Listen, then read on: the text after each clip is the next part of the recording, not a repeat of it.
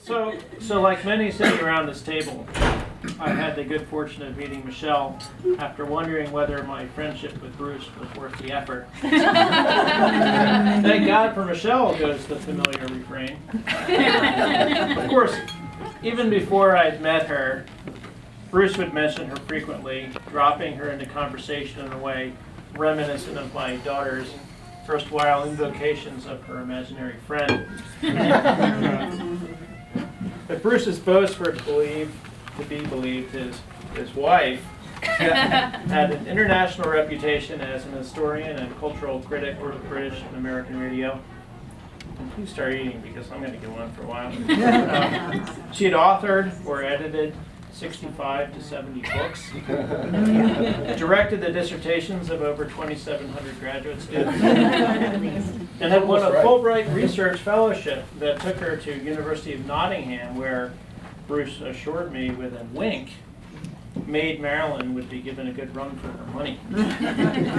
So it was that Bruce's initial overtures to sup with him and his wife feel like a heavy sandbag on my shapely yet suspicious ears. I do confess, however, that Bruce's besotted ravings did stir within my breast a curiosity, or quite possibly a twinge of angina, that a quick Google query could, I thought, easily extinguish. A search for Professor Hilmes surprised me with the information that she existed as more than simply a figment of Bruce's routinely salacious imagination. A little more digging led me to her CV. Before providing you with my assessment of this document, something for which no one here has expressed the slightest interest, but if past experience is any guide, you'll hear anyway, I should say something about a topic of keen interest to me, myself. Like Michele, I'm also an academic superstar, at least on paper. You see, no one is as adroit as I in the art of CV padding.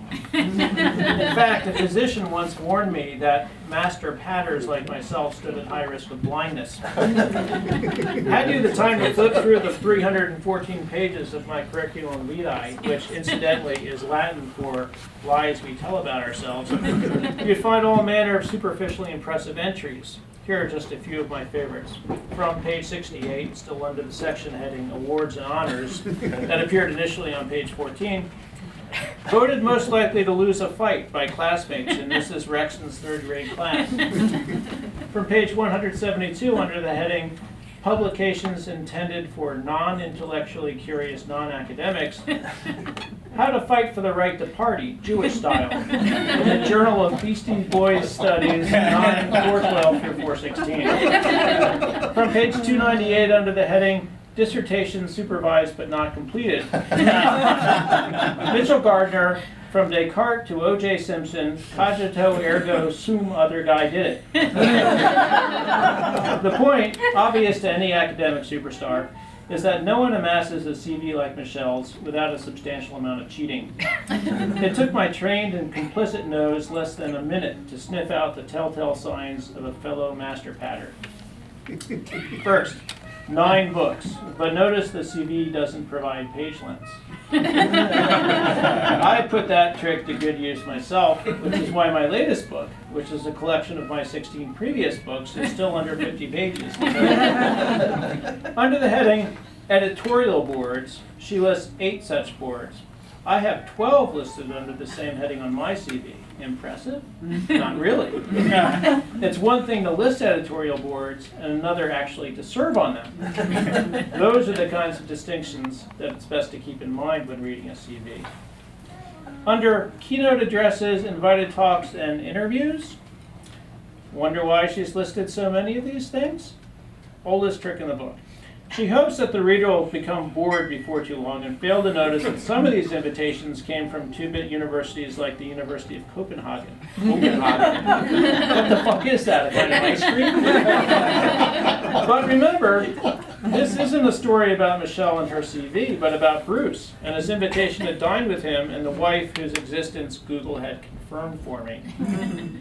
Now eager to meet the fellow traveler behind the CV, I undertook the tedious series of promises necessary to persuade Athena, my own wife, to meet new people, which a brief and careless caution not to sit too close to Bruce had made even more arduous than usual. Nightly foot rubs for the next week? Check. Coffee in bed for the next 2 weeks? Check. Allowing her to retire the French maid costume for the next 6 months? Larry? Check. But with a reluctance, that drew a grimace across my face. In the end, Athena agreed that the promises had been unnecessary, although lawyer that she is, she refused to forgive them. Meeting Michele for the first time, it was hard to reconcile the gin-induced jocularity that poured from her like a BP oil spill. The hardcore media mavens that her CV, even one as bloated as a dead cow 3 days under a hot Texas sun, try as we might, we could not resist the charms of this woman who hobbled about her home, stricken by knees that, Athena and I would later conjecture to each other simultaneously, must have broken down as a result of long and fervent prayer sessions in which Michele implored God for a new husband. One who would not roll his eyes when she began a long soliloquy praising the use of new technologies for making us rethink old ones. Or who would not slouch in his chair when she went on at length about transnational approaches to interpreting the history of broadcasting. Or who would indulge her desires to role-play the birthing scenes in season 4 of Call of the Midwife. How could one not fall instantly in love with a woman who took pleasure in recounting the emergence of women in prime time during the years 1943 through 48? Very key years. Or could lecture at length on the transnational significance of Ugly Betty? I realize that this has been a long and sometimes meandering homage to Michele. And that had it been delivered by anyone else, you might have succumbed to boredom. Keeping an audience's interest in talking about Michele's contribution to media and cultural studies is never an easy task. But let me say in closing, and I know I speak as well for my wife, because she promised to take the French maid costume out of storage if I did so, that getting to know Michele is about the nicest thing that Bruce has ever done for any of us. Let's raise our glasses to Michele in honor of her immeasurable contributions to the Department of Communications Arts at the University of Wisconsin-Madison, and to Bruce, in gratitude for this wonderful meal, an opportunity to say goodbye.